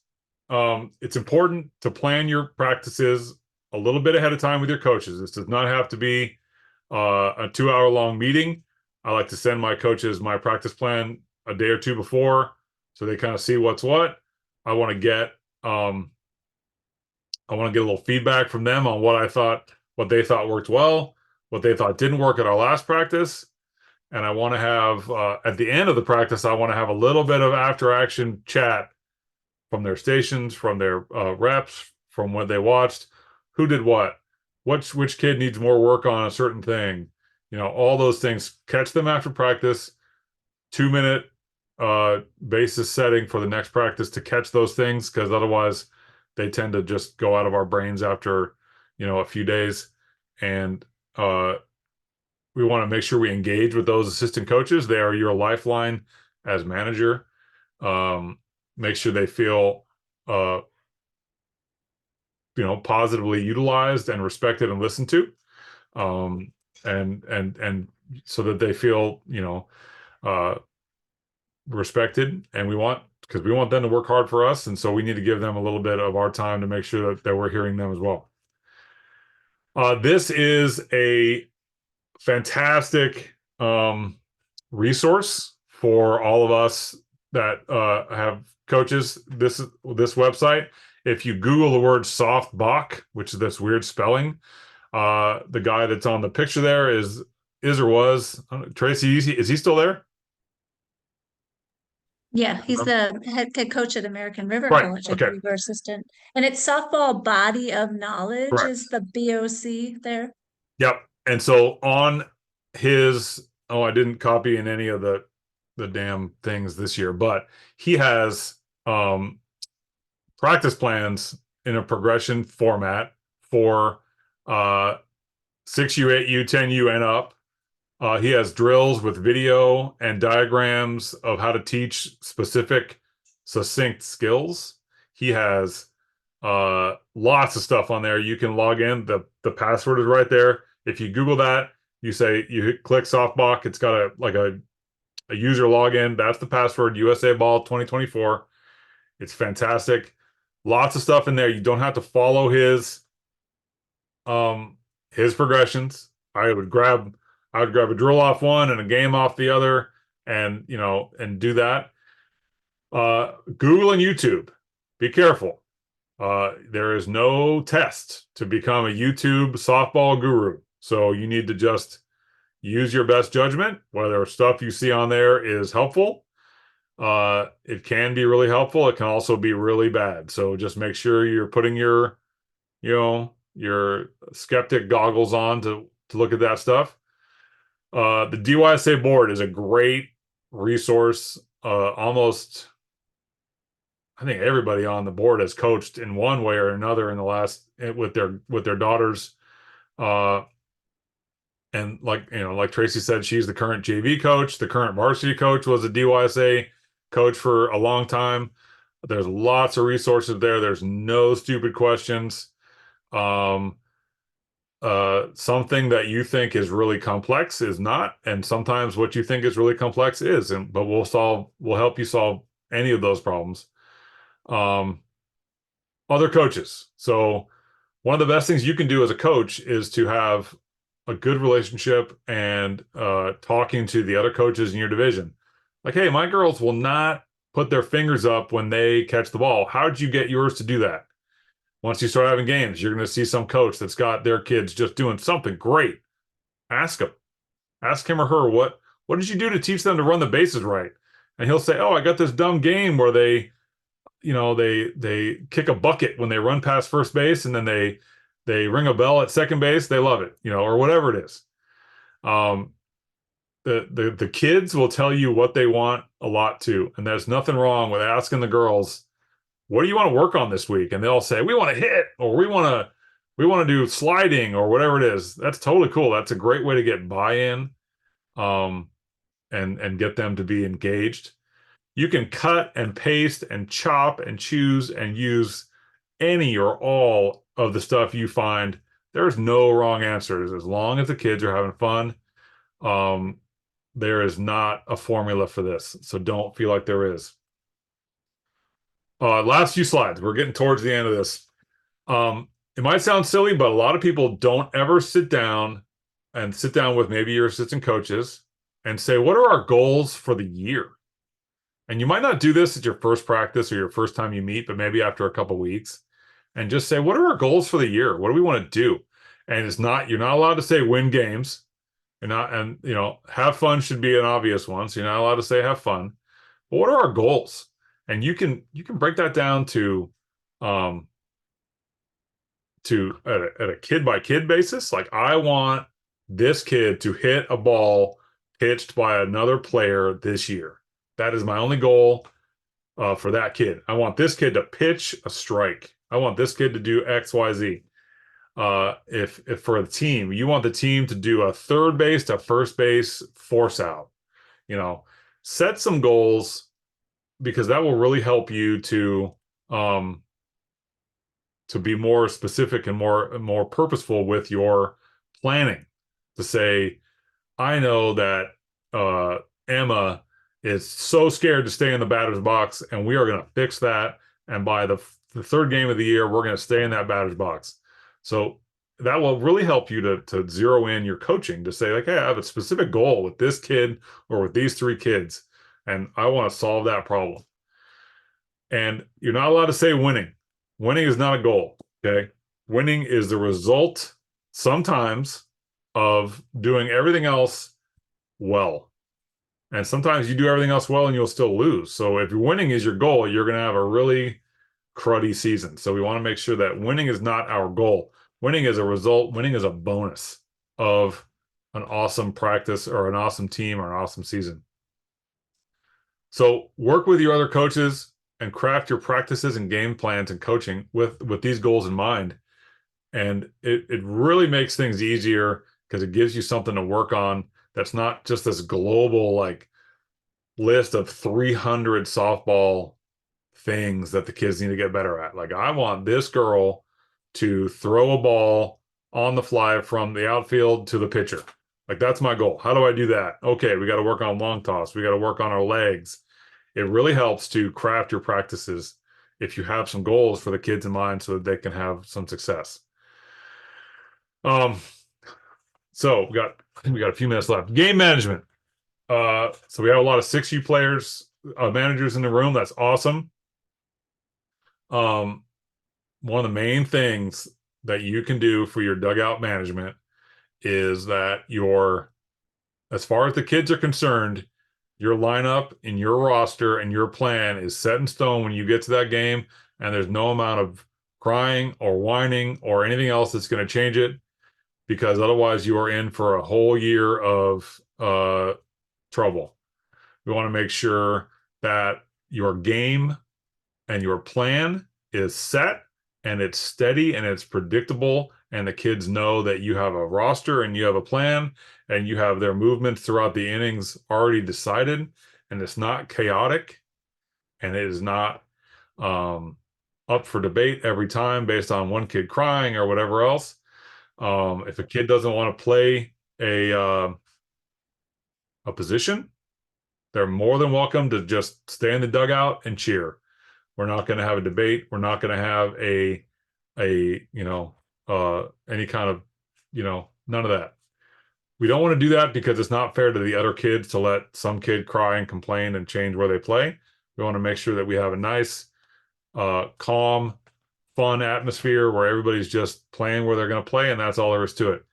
Game time is where your training of your players on how to act in the dugout and act during training and practice time comes into play and really makes it a fun setting where they can just play and they can actually play the game. So that's really important. So the thing on the right is the one I use is called the coacher, and it's a magnetic board with those little magnets on it that before each inning, my dugout mom or my team parent, depending on who's in there, will put the kids in their slots for the upcoming inning. The batting order is there, and they don't touch my board ever, ever, ever. We don't ever touch my board. The only people who touch it are the coaches. This is for looking, not touching. This is the Mona Lisa. And you also don't ever have to answer, where am I playing next? Who's batting next? Who's up? It's all on the board. It's there. We don't touch it. You're like the little Lord of the Rings joke. This is my precious. We don't touch it. This is the single best thing in the history of softball. Almost all coaches use some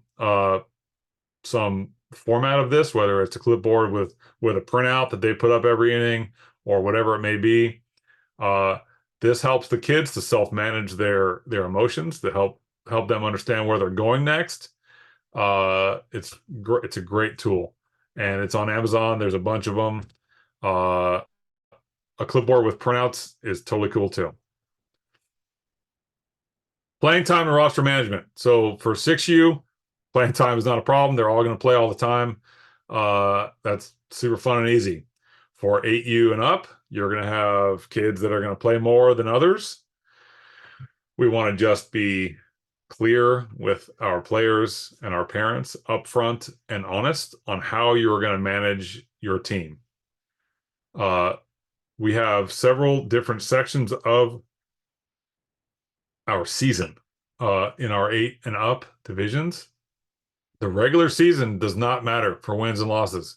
You can put a kid at first base that, as long as they're not a safety issue, it does not matter if they boot every ball and you lose the game. It makes no difference.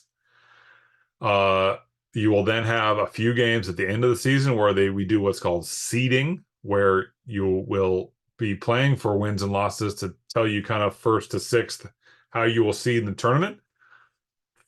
And you want to tighten things up a little bit on positions at that time. And then in the tournament, you're allowed to play to win. And there are some other rules that you'll see when you download those rules. During the season, there are minimum play rules on how each kid has to play some innings in the infield and outfield. There are rules on how you do your batting order. Once you download the rules, you'll see exactly how it works. They're very simple and very clear. With infield and outfield and bench time, we try to keep the team small so you don't have a very large bench. But as long as you are clear, upfront, and honest with the parents, and tell the kids and the parents the truth and how you're going to do your team, and stick to it, and do it with a game management with a team and a fun as the first part of your vibe, you will do well. Games are mostly played on a standard schedule. We keep all the games on the same nights so the parents and the coaches can manage it. You see those. 6U is always Saturday mornings. 8U, 10U, 12U are one night a week and then some Saturdays. 14 and 16U is all over the place because of the different teams that are we're bringing in from out of town, so it's a lot different. You will have some interleague play, which is Woodland, Dixon, Winners coming to Davis, or you going there to play. So those can move your games around a little bit.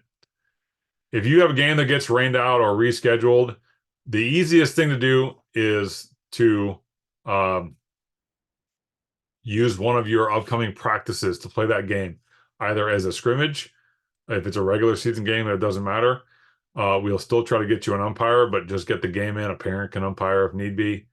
And you just have to work with the registrar to make that happen. Rules. So on the website, there are simple PDFs of all the rules for each division and how to play the game. You should read them, and then you should send them to your parents as a PDF and have them read them. We want to make sure that you go over a little bit of the myths of softball and baseball with your parents. This should cycle back into the we never yell at the umpire no matter what anyway, but there is no tie goes to the runner.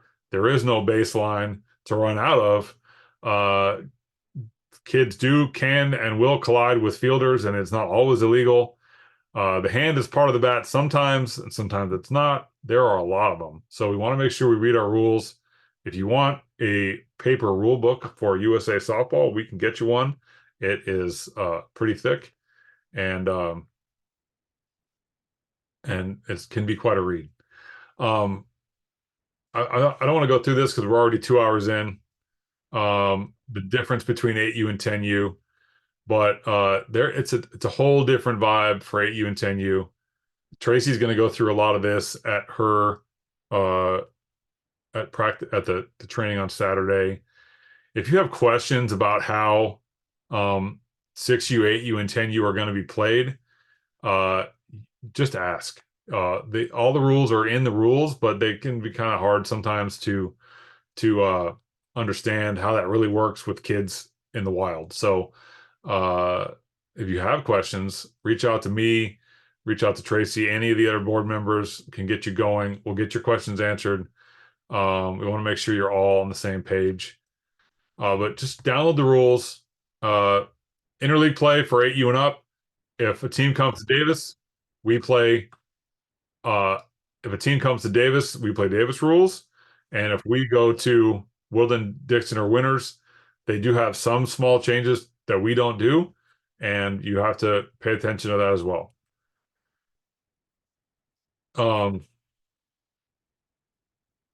For any of you guys who have 10 and up and older divisions, you're going to have a little bit of information coming your way on your select. We have a select program called the Davis Dynamite, and you will have some players on your teams that are doing both. And we are constantly trying to juggle and refigure out our plan for how to integrate them on your teams and not have burnout. And you'll be getting some information on those plans. I do not worry about these dates right here. That's old and I forgot to update it. But the select teams will play some tournaments in the spring. And it does not conflict with rec for the very most part, but it just can become something to think about. All right. In the chat, T-ball practice once or twice a week. Gabriel, I would do 2 practices between when get your roster and when you start to when games start, and then I would go to 1. If your kids are all jacked to do it and you want to do it, and you can find another night that all or most can come play, have another. But 1 practice and 1 game a week is usually plenty. Yeah, the 6U group, that seems to work really well, especially because they tend to have other activities. Yep. That they're doing. Any other questions? And you can unmute and ask, or you can type it in. It's up to you, or we can tap There out. was a question early on about when and where for practice for 6U. Was that question answered? That was the I don't only know, but one we that- can do it again just in Okay, good. case. Nope. Nope, he said it was answered. I just figured it would be answered as we went, so we didn't answer it. And then also too, for all of our coaches on the board here, you're going to get your practice slots that you're picking tomorrow, and you've gotten emails from Aaron about that. You can also practice outside of those slots on any place else in town that you think would be a good fit. When it's really muddy like this, I would do a lot of blacktop practices. I would go to tennis courts at schools and do stuff. I would go to blacktops at elementary school, or if it's not muddy, just grass someplace. You can do a lot of stuff that's not on a softball field, and be flexible in that way. And it really helps to book slots, just because they do get pretty full. We got more fields now than we had before, but it fills up pretty quick. And if you have a date that all your kids can come, you can do 95% of a softball game in the grass, and coaching and teaching as well. On Saturday, you guys are going to have your coach training in person, and she's going to go through a lot more of the nuts and bolts and actual physical plant of softball, catching, throwing, etc. You'll also be able to pick up your team gear. If any of you have private questions you don't feel comfortable asking Tracy or myself or Gretchen right now, you can fully just email any of us from the website. My email is a real stumper. It's just my name at gmail.com. And we will get. Gabriel had a question about the length of 6U practices. An hour, an hour, and you're noticing that we're all done. So you're gonna have at least one digging in the dirt. Yeah. By that point. 6U, I always planned an hour, and then I would plan like 40 minutes of actual stuff. You get a lot of hair ties and shoe tying and a lot of mess. So if you build in a little flex there, you'll be happy. And late kids and kids leaving early. So I would always do like 45 minutes of practice idea in a 1 hour slot. And then that usually didn't devolve into complete chaos. Do we anticipate North being playable? North. Oh, our field prep crews are amazing, and they need help, always need help. They'll be doing what they can to make that happen. We do have ways to remove water. We've been removing water off of the lit field because the teams that practice in the winter are practicing there. So we've been making that field playable, but because other fields haven't been needed, there hasn't been as much work with the amount of rain that's been coming through. So that's why it looks like it's scary lake like. yeah. So I mean, if you get to a field and there's standing water, just I would stay off it. If you get to a field and you're leaving big moon prints in the I would stay off it. And you'll get some communication from us as after practices start. If a field is a wreck, you'll be told. But we still need to exercise, our common sense. And the big issue with the city is not so much the infield, it's the grass. Because if you do a practice in really wet turf, you stomp footprints in it, and then the grass dies in the footprints, and you'll have big, impressions everywhere. And the city is not going to fix it. So then we just have jacked up fields full of potholes. So we really want to make sure we stay off it as much as we can. And just hope that we get all of our rain these next 10 days and then it stops. That'd be pretty awesome.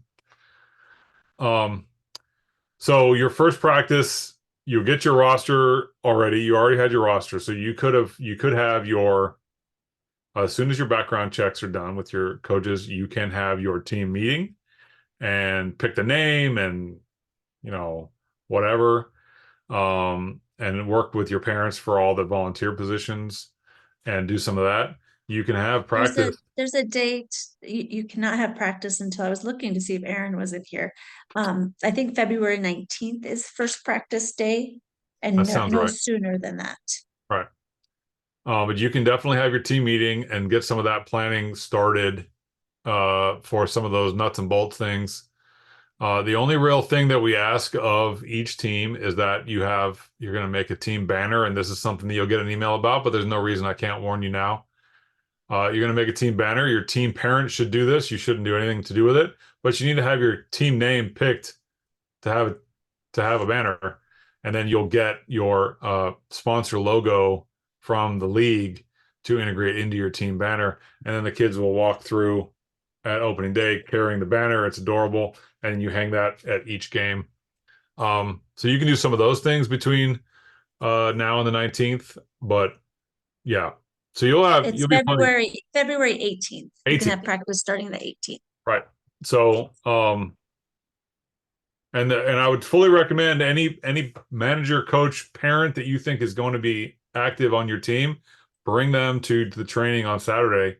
It's really worthwhile. There's no filter. If you want to bring 10 people to the meeting, then do that. We'd love to have them. So and it's usually really beneficial. Anything else? All right. So we're going to go ahead and close it out. If and when you guys come up with questions in this next week, just ask. And what we'll do is if we get a real winner of a question, I'll answer, or Aaron will, and then we'll just blast it to everybody. For all of you guys and especially that are new, like, you don't know what you don't know until you don't know it. And then so just ask. There's, this is, it's a lot. So just ask, and we'll get you figured out.